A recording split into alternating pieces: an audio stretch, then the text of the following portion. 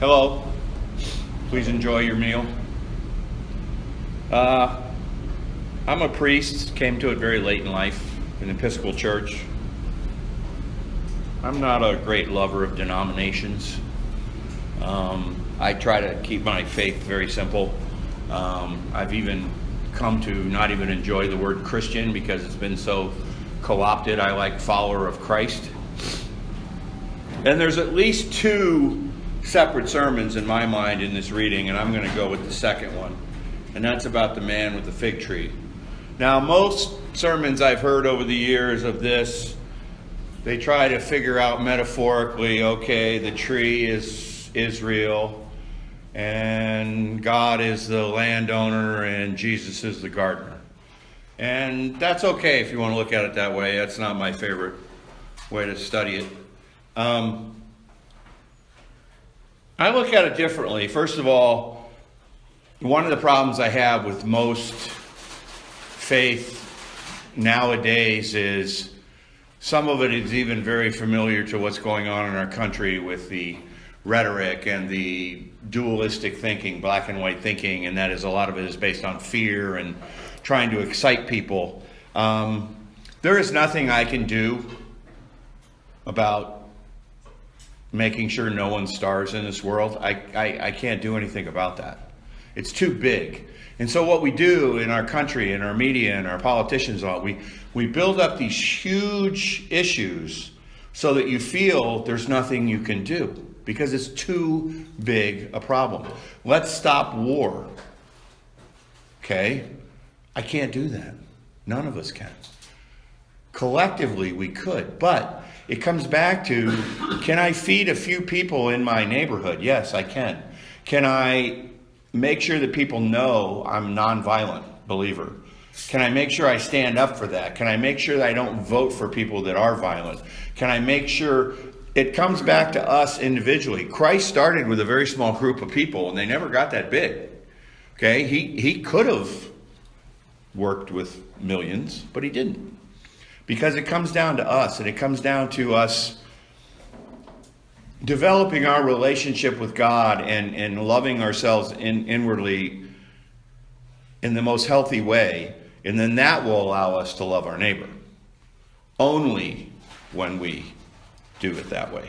You know, I love the saying, love your neighbor as yourself. Well, I've gone through enough various problems in my life, drug addiction, depression, anger management, you name it. So maybe I was loving my neighbor as myself. I was self-destructive. So I'm going to treat my neighbor self-destructively. It's only when I open up to God that I can get that true meaning of what it means to love your neighbor. Now, going back to the figs and the tree, I view this more as the man who owns the vineyard is the world. The gardener is us. And guess what? The tree is just a tree. And it's not doing well. But it metaphorically may represent something important. This world today says, I want it now. And if you don't give it to me, there's going to be a problem. And I know you got me what I wanted yesterday, but what are you going to do for me today? Everything is now. This man's a gardener. I don't know this for sure, but in my story of this reading, especially during those times, I bet you his father was a gardener. And maybe his father was a gardener. Because those are the type of jobs that families held. There was a lot of a caste system then. Gardener loves everything he plants. He loves it all. When the man says, I didn't get what I want. The world said, I didn't get my figs. Cut it down. Dispose of it. How often do we hear that? Everything's disposable. Get rid of it. It's not doing what I want.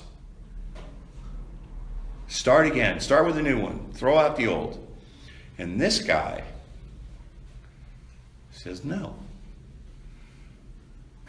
I'm going to go get manure and dirt and water and work my hands into that stuff and make that, feed that tree.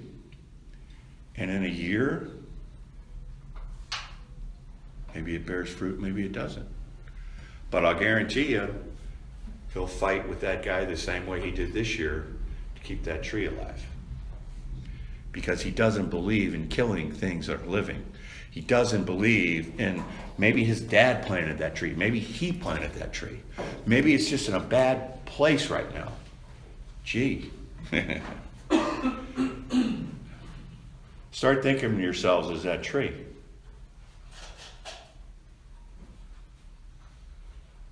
I don't bear any fruit for God.